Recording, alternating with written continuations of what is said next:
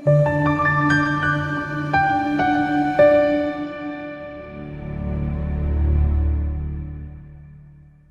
kakhulu kubantu abalandela le channel. uNkulunkulu akandonde nibusise. Kama kupaswa ni channel Mfuleki. Fona ngo-9 ekuseni ka 5 ntamba ngumlandeli. Ungayini umlandeli ungafuni. Ungawusendisa WhatsApp, ungawusendisa ama-SMSs, ukubuza amaphupho. Futhi ungangibhaleli ngo-WhatsApp ungicele ukuthi ucela ukuthi ufike siphendulane ku-WhatsApp. Ungalindele uphutha. Bakhona abalenzayo becele ukuthi ngicela ukukhuluma ku-WhatsApp. Angikwenzi lokho, yabo. Sibheka la usesi Mkhabela 852 ushuthi @sesi Mkhabela 852 uthi baba ngicela ukubuza ukuthi ukuphupha amakhekhe wezinyosi kuchazani. Shuthi ke lesi assume ukuthi bewabona njengoba ke sangenabo ukuthi ngiphuphe ngiwakhipha, ngiphuphe ngiwathenga, bengiwadla yabo ube waphiwa njalo. So assume ukuthi bewabona ke. So number 1, uma uphupha amakhekhe enyosi kuwuphawu oluhle uma uwabona. Luvamile ukukhomba inhlanhla.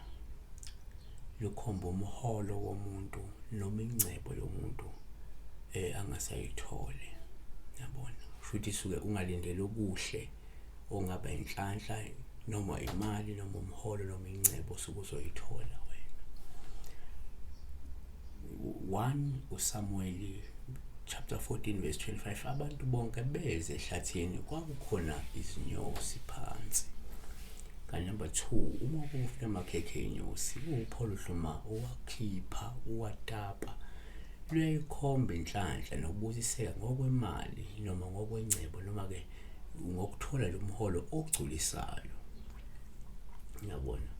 Number 3 omunye angayibheka kanjena ngathi ke ngesikhathi uphupha amakhekhe futhi uphawu oluhle uma uwaphiwa. Lokhu kungakhomba ukuthi lindela umzuzu ozofika wenhlanhla nokubusiseka okukhulu kuwe. 4 omunye angayibheka kanje angathi ngesikhathi uphupha amakhekhe enyosi kuwuphawu oluhle uma uwadla. Luvamile ukukhomba isikhathi esimnandi esigcwele injabulo nenhlala kahle kanye nokuthokozela izimali zakho noma ke imali yakho. NgokaMateyu 3 verse 4 ukudla kwakhe kwakuyizinkumbi nezinyosi zasendle.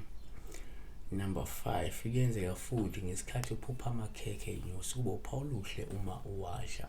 Lubuye lukhomba impumelelo, lubuye lukhomba inhlakanipho nokugxilisa ingqondo yakho ekufundeni nasekuzithulukiseni ngolwazi olubalulekile.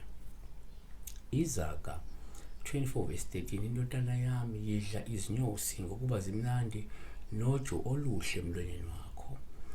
Kanti number 6 kuyenzeka ngesikhathi uphupha futhi amakhekhe enyosi lokhu kuwuphawu oluhle noma owadla. Lungabe lukhomba ukwamukela izimfundiso nezwi nokuthokozela izwi laNkulunkulu uma kungukuthi nomuntu osindisiwe nomuntu owamukele ivangeli nomuntu okholwayo ohamba ngemisozi kaNkulunkulu. Isambulo 10 verse 10 ngase ngiyithatha incwadi encane esandleni sengelosi ngayidla ngayiqeda yasiba mnandi njengezinyosi emlonyeni wami nalapho ngiyidlile yaba sesiswini sami. Kanti amaHubo 19 verse 10 inqanelekile kunegolide elihlanzekileyo eliningi imnandi kunezinyosi kunoju lwamakhekheba. Kanti ke asivale ngo-number 7 ukuthi kuyenzeka futhi ngesikhathi uphupha amakhekhe enyosi kube uphawu oluhle manje wathengisa unikeza abanye abantu. Mhlawumbe kungenzeka luvele ngoba wena umuntu onomusa nothando ekunikezeni abanye abantu ulwazi, imfundiso njalo.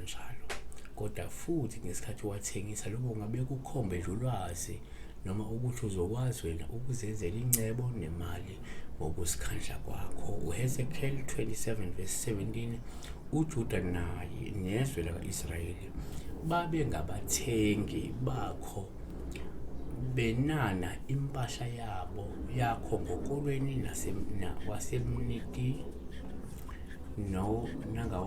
nangawojeqe nangezinyosi. Siyabonga. Sibheka nje uju likhomba inhlanhla, likhomba isibusiso, likhomba ukukhanya kwezinto kumuntu, likhomba okuhle okusuke kuzofika noma kusuke kwenzeka lokuzokwenzeka kumuntu. Be blessed.